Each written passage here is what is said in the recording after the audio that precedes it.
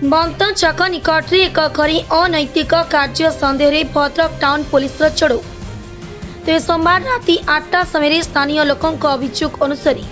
Bhadrak city DSP Anshuman Dwivedi, magistrate संग्राम Keshari Khuntia, Bhadrak town police एक बंद घर ताला भांगी से दीर्घ दिन धरी अनैतिक कार्य चलुवा अभियोग होता बेले पुलिस आज चढ़ऊ बेले किसी यौन उद्दीपक सामग्री जबत करा किंतु कई बंद घर भितर क्या पुलिस पाई नथिले। पुलिस निज तरफ मजिस्ट्रेट उपस्थित रे पुणी ए घर को ताला पकाइबा सह घर मालिकों को थाना रे हाजर हेबाकू जणाइतिले। किछि माने एटी मीडिया किंबा अन्य जो माने लोकल्स थिले से माने गोटे खबर देले कि थाना को किछि अनैतिक कार्यक्रम चालुची, तो सही खबर आधार किछि लोक बोधे कई लोक को आइडेंटिफाई हेनी से बाहर ताला मध्य पकई देथिले।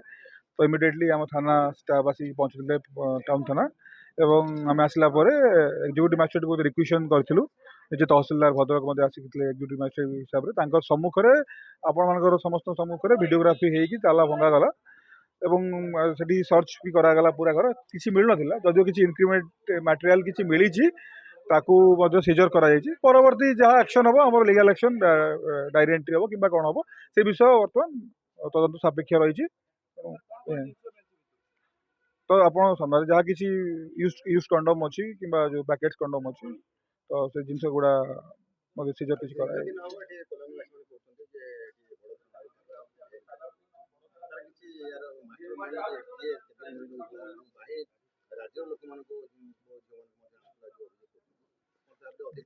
देखो बर्तमान तो किसी मिलनी आप सामने माने निजे भी वीडियोग्राफी निजे भी जाइए कौन कहीं आ भर मिली ना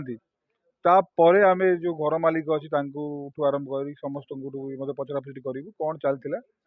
तो आम देखुचु ये विषय माने तदंत करुचु कौन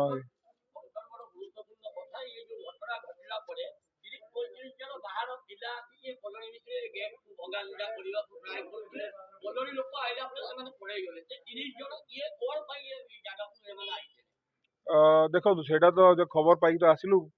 तापर जब देखू जदि एटा तार सत्यासत्य परीक्षा करूँ जदि किसी सीसीटीवी फुटेज अच्छी माने भंगार कौ उद्देश्य नहीं आसते जदि सत्य होता एगेंस्ट लीगल एक्शन नहीं। भद्रक कमल लोचन पंडा रिपोर्ट दुमाणी टीवी।